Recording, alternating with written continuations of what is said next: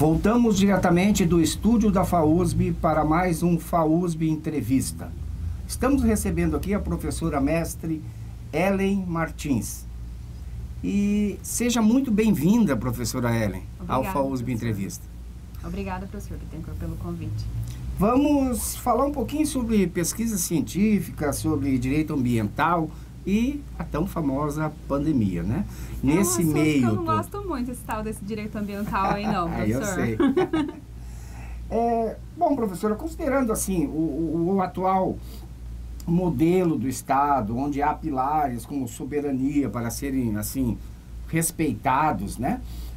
Como que a gente pode avaliar as pesquisas desenvolvidas pela Organização Mundial da Saúde e as suas, assim, onde elas são aplicadas, quais são as suas aplicações? Bom, boa noite mais uma vez, agradecer à instituição pelo convite, é um espaço importante para a gente estar debatendo justamente nessa transversalidade de assuntos que a gente sempre aborda, tanto nos estudos independentes quanto na disciplina em sala de aula mesmo. Nós estamos com o núcleo de pesquisa, o núcleo de pesquisa de políticas públicas, onde o professor Fernando, o professor Rogério Chapadense, a professora Cátia e o professor Aparecido compõem, e a gente inclusive fez uma live fazendo justamente essa análise. E aí, quando a gente pensa no Estado, a gente precisa lembrar das nossas aulas de história, de políticas públicas, de direito constitucional e saber essas estruturas mesmo, né? Quando eu penso na Inglaterra, nos Estados Unidos, na China, na Coreia, na Venezuela, no Brasil, eu estou falando de espaços que um dos elementos constitutivos é justamente a soberania. E essa soberania é esse poder externo que o Estado tem frente ao outro Estado. Né? Ninguém pode interferir no Brasil sem a anuência brasileira, por assim dizer. E quando a gente vê um organismo internacional, como por exemplo a Organização Mundial de Saúde, fazendo pesquisas, 110, 115, 4 mil grupos de pesquisa envolvendo diversos pesquisadores, nesse quesito específico da Covid-19, a gente começa a perceber, por exemplo, um estado que como são os Estados Unidos, onde você tem pena de morte, onde você tem outras liberações de direitos Dependendo civis, de cada estado, né? Tem a sua legislação. Tem a sua legislação. E o Brasil tem a sua legislação. Mas você vê o Brasil assinando um acordo com a Grã-Bretanha ou com a Holanda para participar da pesquisa lá, para ceder aos brasileiros, que é o povo, é o outro elemento do Estado, ceder brasileiros para essas pesquisas, você consegue perceber que mesmo a soberania, algo tão cristalizado no atual modelo geográfico, ele também consegue ser flexibilizado pelo bem da humanidade como um todo. Então a gente consegue ver esse desenho. E por que isso é importante para nós do direito ambiental? Porque você consegue ver a estrutura do direito ambiental internacional nisso tudo, que é bem bacana. Então essa ligação fora fronteiras, né? Para desenvolvimento de projetos, enfim, isso é muito interessante porque traz um crescimento interno, mas também desenvolve uma política mundial, né, das coisas, desenvolve uma concepção mundial, principalmente do direito ambiental, né? Exatamente. Professora, nessa linha aí internacional, a preservação ambiental, como que a preservação ambiental ela pode interferir na sobrevivência da raça humana e no desenvolvimento dessas pessoas? Como que isso pode acontecer? Porque assim, professor Bittencourt, muito na linha do que a gente estava trabalhando antes, né? Se eu for falar do Brasil, eu não estou falando só do aquífero Guarani, como o maior aquífero de água doce do mundo. Ele não é importante só para nós.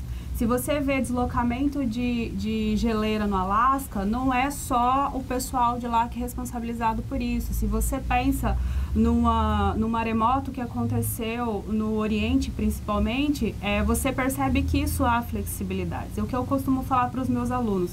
Nós temos um péssimo problema, a gente vive sobre a mesma camada de ozônio. Se eu vivo sob a mesma camada de ozônio, o que eu faço aqui ou o que eu faço na Europa influencia. Então, a preservação ambiental ela é importante. Tem um mito muito engraçado que fala assim, qual que é a influência da batida da borboleta no maremoto no outro lado? É justamente o equilíbrio ambiental e não é só do meio ambiente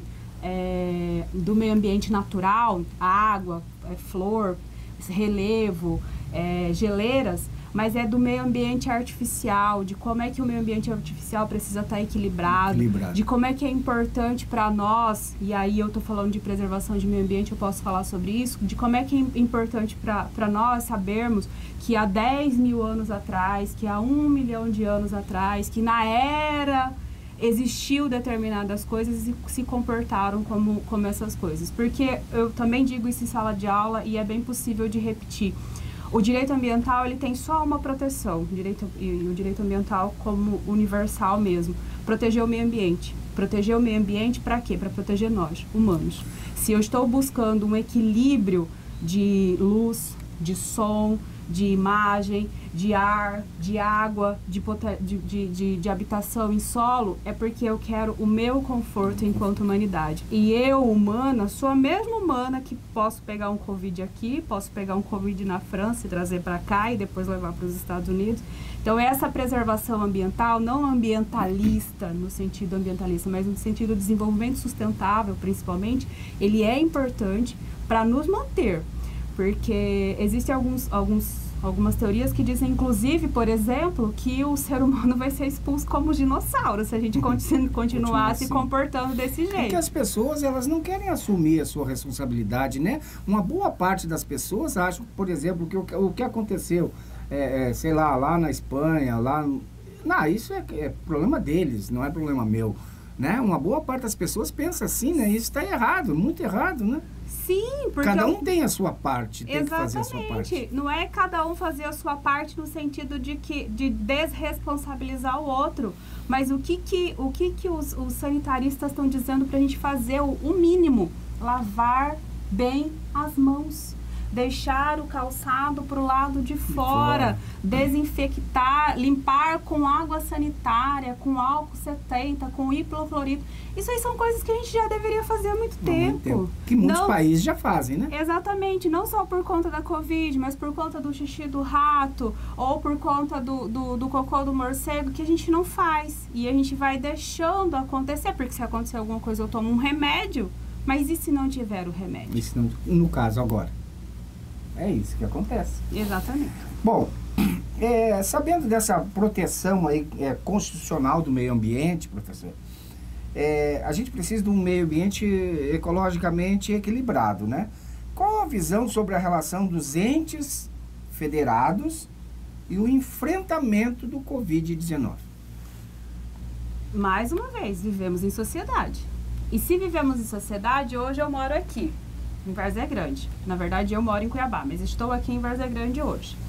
Eu estou em Várzea Grande, no estado de Mato Grosso, no Brasil, na América Latina, no mundo.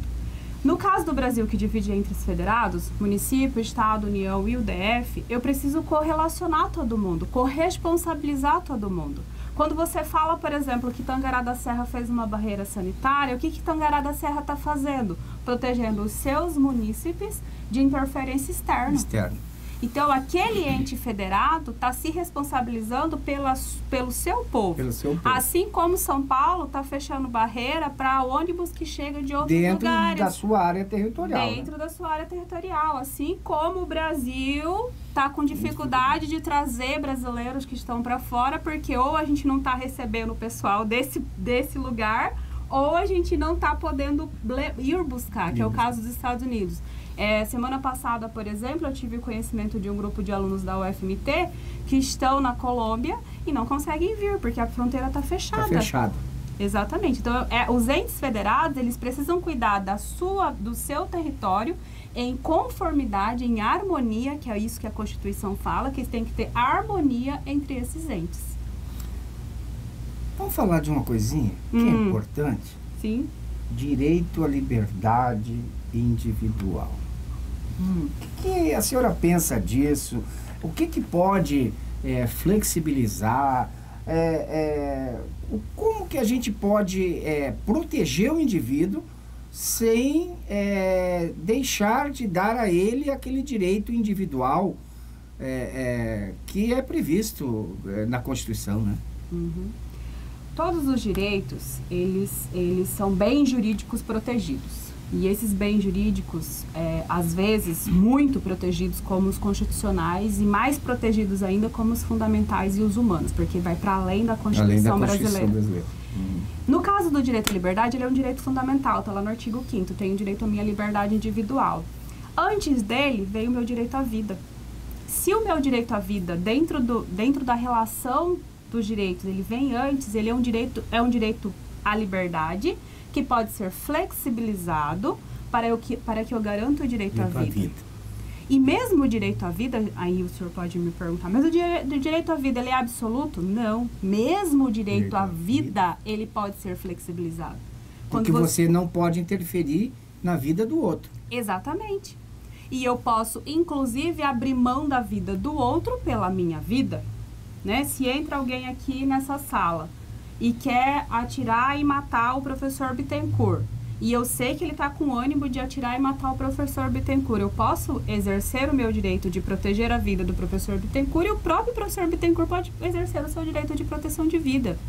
Se eu tenho uma gestante, que existe risco de morte para a gestante, eu posso proteger a vida da gestante em detrimento à vida do feto. Então, eu tenho flexibilização. Nesse caso específico, apesar da liberdade individual ser um direito constitucionalmente consagrado e assegurado, eu posso sim flexibilizar e posso sim usar de meios coercitivos, aplicação de multa, detenção e qualquer outra situação, para fazer a garantia do quê? Da saúde coletiva, vida coletiva. Vida coletiva. E mais, eu posso, inclusive, fazer toque de recolher, que é o que tá acontecendo em alguns lugares, o lockdown, né? Lockdown é tranca-rua, né? Eu já vi alguns memezinhos com relação a isso. Eu posso fazer lockdown, eu posso fazer aplicação de multa. Por quê? Porque eu estou flexibilizando temporariamente aquele direito de liberdade individual de ir, vir e permanecer. Em prol da saúde coletiva. Da saúde coletiva, da vida. Exatamente. Tá certo. Os princípios ambientais, né? Como que é sobre os princípios ambientais nos hábitos e costumes? Eles irão mudar pós-pandemia? A senhora acha que isso vai alterar alguma coisa depois desse Covid-19? Então, se a gente for pensar em alguns princípios ambientais, princípio de cooperação dos povos. O meu povo pode cooperar para que o outro povo, o povo brasileiro, para que o outro povo se desenvolva. Isso vai acontecer o que pós-pandemia? Quando eu tenho médicos desembarcando na Europa, medicamentos desembarcando na Venezuela, medicamentos sendo enviados para determinado lugar. Isso é um fortalecimento disso. Então, eu tenho, por exemplo, o princípio da prevenção e da precaução dentro do direito ambiental. Precaução, se eu posso fazer um teste, e aí é uma das teorias, né, que de um teste em laboratório fugiu a Covid. Se eu posso fazer um teste de laboratório, eu preciso tomar todos os cuidados para que não exista um resultado negativo. E se o resultado for negativo, eu possa controlar esse resultado. Conter. Isso é a precaução. Desculpa, isso é a prevenção. A precaução é justamente o seguinte, se eu não consigo controlar, nem faz. Nem faz. Se você vai fazer esse teste e esse teste vai criar o Covid, não faz o teste. Então, assim, o que tem acontecido, o que a gente tem visualizado, inclusive em leituras dos países que estão à frente da gente nessa evolução do Covid, não no sentido de desenvolvimento tecnológico e econômico, mas no sentido de que lá já se avançou bastante, né? Você percebe que esses princípios, eles começaram a tomar mais sentido, a fazer mais sentido na vida daquela sociedade. Principalmente no sentido de convivência, de solidariedade, de Estado forte. Isso a gente conversou muito na live, e é importante a gente colocar que se você tem uma presença de Estado forte, você consegue flexibilizar direito à liberdade, você consegue colocar entes federados trabalhando, você consegue colocar estrutura militar na rua se for necessário, para você conter algum abuso social ou qualquer coisa do estilo. Pois é, exatamente isso que a gente fala, né? As pessoas têm uma condição diferente já hoje, durante a pandemia. A gente já nota que as pessoas já já estão tendo um cuidado maior e estão enxergando que esse cuidado ele é necessário. Essa mudança é que vai acontecer. Até nas relações sociais, as coisas mudaram. Você tem mais cuidado, não só com você, mas também com o outro. Eu vi também muita gente doando alimentos para pessoas que estão passando. Então, assim, mudou, já está mudando durante a pandemia e pós-pandemia também vai mudar bastante, muito mais do que isso, né? Se for ver pesquisas, por exemplo, pesquisas de opiniões, não pesquisas políticas, no início da curva, eu sou contra o lockdown, não quero, libera, abre o comércio. A curva começa a subir, não, fecha. Porque você já, aí viu um amigo seu que já está, aí enxerga, porque até então você não tinha visto. Aí quando você vê, você diz, opa, peraí, ele existe, está aí. São as necessidades humanas da pirâmide, né? Eu tenho primeiro a necessidade de comer e viver. Depois eu tenho a necessidade social. Depois eu tenho a necessidade de poder. Quando você vê denúncias de aglomerações que têm acontecido, por exemplo, são pessoas que elas não precisam da primeira necessidade de comer. Elas precisam da necessidade de sobreviver. De viver em sociedade. A de sobreviver delas não está sendo atacada. A partir do momento que vira a chavinha, que passa a ser atacado, a gente vira uma Itália, uma Espanha e começa a fechar muito essas situações. E aí, Mato Grosso tem um problema gigantesco. Nós somos um estado continental. Daqui até Confresa são mais de 1.200 quilômetros. Muito grande. A população de Cuiabá e Várzea Grande hoje gira em torno de 1 milhão de habitantes, com mais ou menos 450 casos, se eu não estiver equivocada. Desculpa, tá na casa dos 1.000 casos. Enquanto Confresa, que tem 30 mil habitantes, tem 105. Você pensa no estado continental, distância daqui até lá, e o efeito que a pandemia está reverberando até lá. Tem alguns estudiosos que falam que nós estamos há 24 dias atrás do cenário nacional. Nossa. Né? Então, na verdade, a nossa curva virá daqui a 24 dias. E eu fico pensando, se hoje já é espantoso toda essa situação, e aí com algumas decisões que foram tomadas, não fazendo julgamento de mérito, como é que vai ser a nossa vida daqui a 24 dias? O que é que a gente vai estar conversando daqui a 24? Lembra aquele dia que a gente sentou e pensou? Aí a gente vai estar... Essas são as incertezas. Sim. Recebemos aqui, então, a professora mestre Ellen Martins. Muito obrigado, professora, pela sua presença. E venha mais vezes nos visitar. Com certeza. Tem vários assuntos interessantes que a gente pode tratar, professor Bittencourt. Muito obrigado. Obrigada. Obrigada mais uma vez, AIS. Encerramos aqui mais um bloco do FAUSB Entrevista. Boa tarde.